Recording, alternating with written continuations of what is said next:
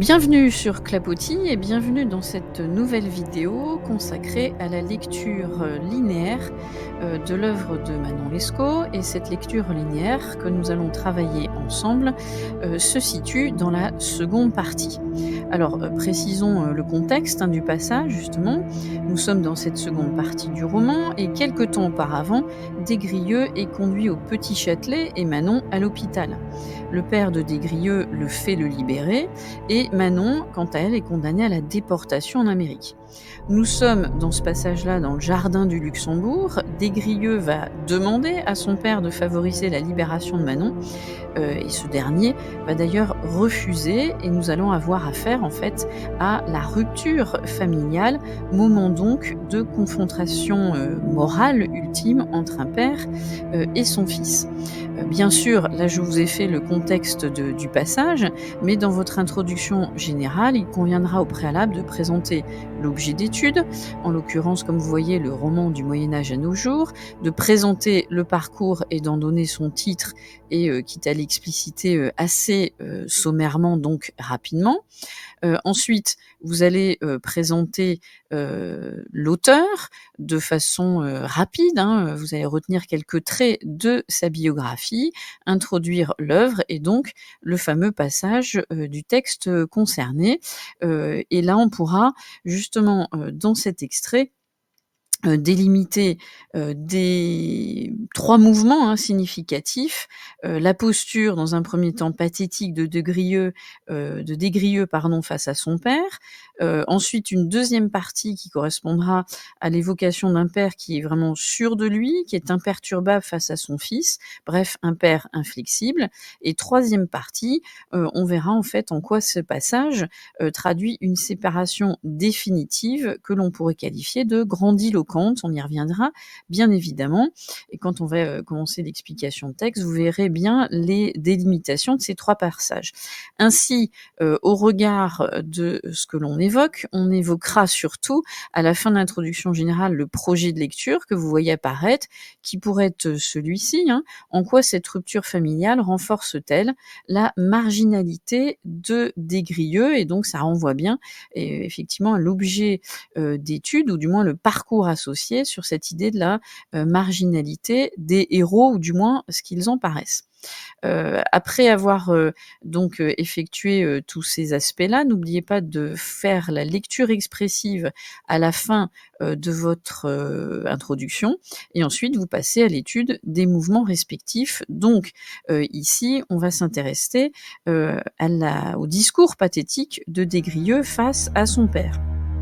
Alors ce qui frappe d'emblée, c'est que Des-Grieux apparaît dans ce passage comme un personnage avant tout pathétique, voire excessif, par sa posture, sa gestuelle, ses propos aux yeux du lecteur.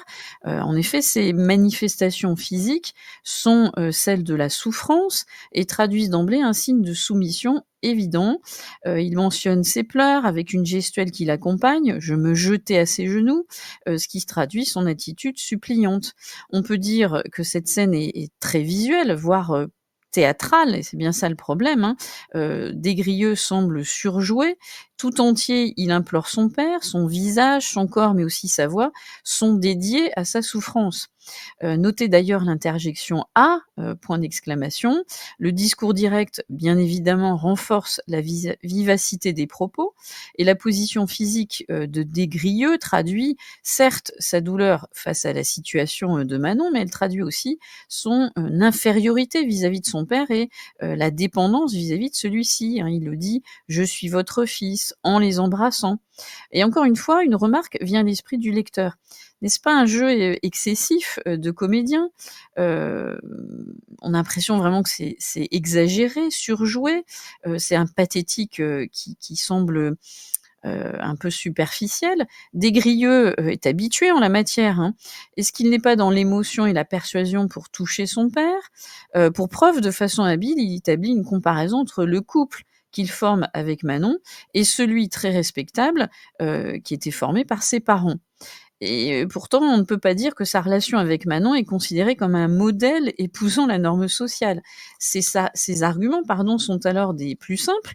Ils convoquent la puissance de l'amour, propre à la jeunesse, l'interjection hélas, la tournure exclamative, la Question rhétorique, l'impératif, souvenez-vous, invite, ici un père à contempler un passé heureux qui ne l'est plus, et l'intensif si, vous l'aimiez si tendrement, le jeu lexical avec les termes arrachés, défendus, tendresse, douleur, cœur, vise à faire l'éloge de l'amour, quel qu'il soit. Pas même, enfin même c'est même plutôt cet amour qu'il juge non répréhensible pour Manon. Et là, on est presque dans une emphase, une exagération rhétorique de la part des Grieux qui semblent chercher à se libérer du regard réprobateur paternel. Et d'ailleurs, on imagine très bien la déclamation des Grieux, hein, qui se clôt par la question rhétorique opposant la barbarie face au sentiment de douleur et de tendresse. Alors le passage suivant, la suite, hein, marque bien sûr un contraste saisissant pour le lecteur, hein. L'autorité fait face à la supplication du fils. Des Grieux rapportent alors de façon directe, hein, la réponse brève et cinglante de son père, hein, qui d'emblée rompt avec le pathos dont il vient de faire preuve. L'emploi de l'impératif avec la tournure négative «ne me parle pas, finissons cet entretien» souligne la discussion qui ne peut pas avoir d'issue libératrice, c'est évident pour des Grieux. Alors la parataxe, qui, rappelez-vous, est une juxtaposition de propositions sans mot de liaison, traduit ici la fermeté du père et le refus de se laisser attendrir par les propos tenus.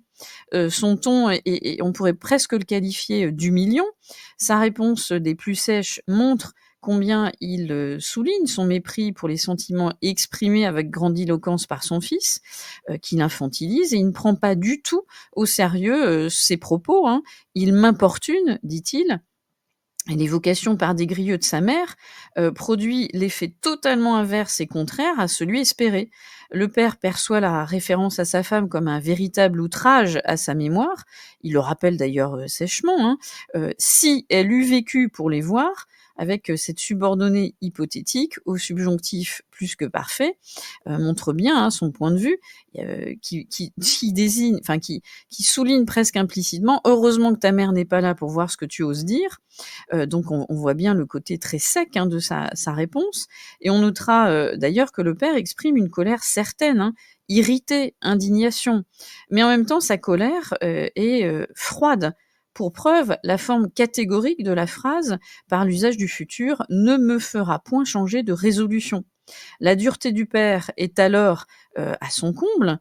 Et d'ailleurs, des Grieux sait très bien que son père condamnait déjà sa relation avec Manon pour le côté, enfin pour les origines et comportements même de la jeune femme, mais tout de même il pensait obtenir son approbation, du moins son indulgence vu la situation. Et donc, l'expression, le ton dur et sec, avec ces 2 adjectifs irrévocables, parachève le caractère irrémédiable de la scène. Son cœur était inflexible, acte la perte d'un maigre espoir de voir changer la situation. Desgrieux est rejeté socialement par son père, il est placé en marge de la société, car cette fois-ci, cet échec, vous en doutez bien, va engendrer la rupture familiale définitive.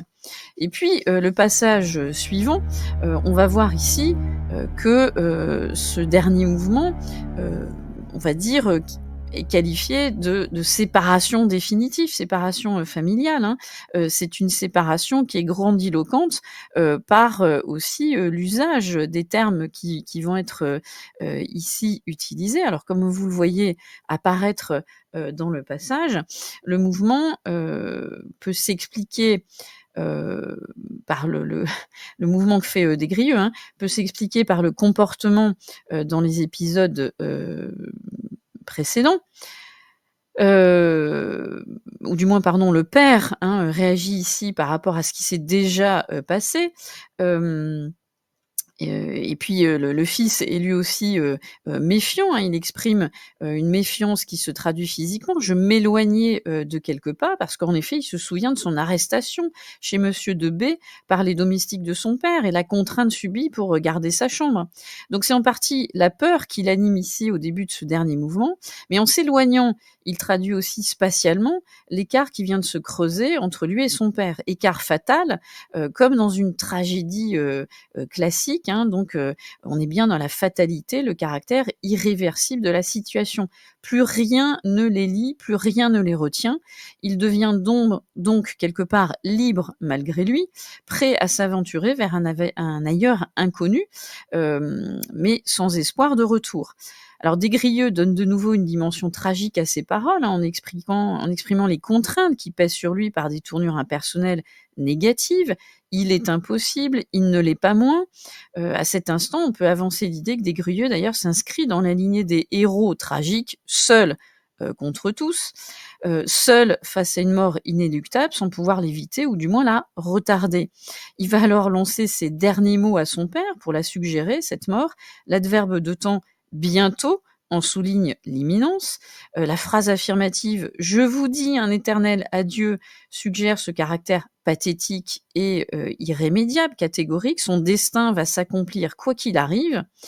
Alors par là même, il fait rejaillir une sorte de responsabilité de son père, tout en s'exonérant d'une quelconque culpabilité. Alors Desgrieux, on pourrait dire, est habile ici, parce que, en quelque sorte, hein, car de cette manière, il ennoblit son amour pour Manon, qui somme toute mérite qu'il sacrifie sa vie, mais l'ironie du sort sera telle qu'effectivement cette séparation définitive aura bien lieu, ça c'est une évidence, mais c'est la mort de son père et non la sienne qui en sera responsable. Alors, dernier point marquant dans ce dernier mouvement, les dernières phrases de Desgrieux et de son père se font écho et donnent presque une dimension solennelle à la fin de leur échange. On sait que ce sera les dernières paroles. Les mouvements tels que je me tournais ou encore les intonations telles que s'écria-t-il finissent de théâtraliser la scène. On pourra presque dire même que ici on est en quelque sorte, hein, pour filer la métaphore du théâtre, on est presque ici à l'acmé, c'est-à-dire au point culminant de cette tragédie familiale. Et puis notez le parallélisme significatif des phrases exclamatives, fils ingrat et rebelle, père barbare et dénaturé. On voit bien ici les adjectifs péjoratifs qui se font écho. Mais si le père met en évidence une déviance sociale de la part de son fils peu reconnaissant du statut qu'il lui a offert, le fils, quant à lui, met en évidence une attitude contre nature, éloignée de tout sentiment sincère, qui renvoie le père aux marges de l'humanité. Donc on voit bien à travers ce texte, hein, que on a bien affaire, comme on l'indiquait en introduction, à une tragédie familiale. Tragédie parce qu'ici on a bien la rupture définitive, hein. Le lecteur sait que il ne reverra jamais son père et bien sûr cette rupture au jardin du Luxembourg va renforcer sa marginalité. On ne peut que penser que pour Desgrieux cela va mal se passer et que au lieu de revenir vers le droit chemin, il va aller justement dans les travers de chemin. Alors bien sûr, cet extrait peut bien sûr offrir une ouverture qui consisterait à dire qu'on a en quelque sorte ici presque une relecture ou une allusion à la parabole du fils prodigue, ce fils qui, dans la Bible, dilapide sa part d'héritage. Chacun défendait ses arguments, et au même titre que dans la Bible, ici, le père défend ses arguments face à un fils qui est presque, on pourrait qualifier d'obtus, hein, qui n'écoute pas. Et puis on retrouve cette même allusion à la parabole, avec un père qui incarne la loi et qui va constituer un obstacle à la relation, bien sûr, marginale et défendue entre Manon et Desgrieux. Cette parabole, ou du moins ce lien qu'on pourrait faire avec la parabole, paraîtrait tout à fait logique au regard, bien sûr, des références qu'a l'auteur, l'abbé Prévost. Et encore une fois, on voit ici le plaisir du lecteur qui s'amuse de ces implicites quant aux références et qui voit bien le côté même à la limite marginal de l'auteur qui s'amuse avec toutes ces références. Donc l'ouverture, vous pourriez la faire de cette sorte-là, hein, avec cette sorte de relecture de parabole, si vous le souhaitez, si vous êtes à l'aise, ou alors vous évoquez bien sûr un autre extrait de Manon Lescaut qui montre progressivement la chute, hein, des personnages. On pourrait bien sûr, bien évidemment, se référer à situation ultime qui est concrétisée par, la mort, de Manon Lescaut, hein, et cette scène, quasi encore une fois, théâtrale, que va nous offrir l'abbé Prévost. Voilà, j'espère que d'ici là, cette explication vous aidera à retenir l'essentiel de ce que vous devez restituer le jour de l'épreuve orale, et je vous dis d'ici là à très vite sur Clapotis.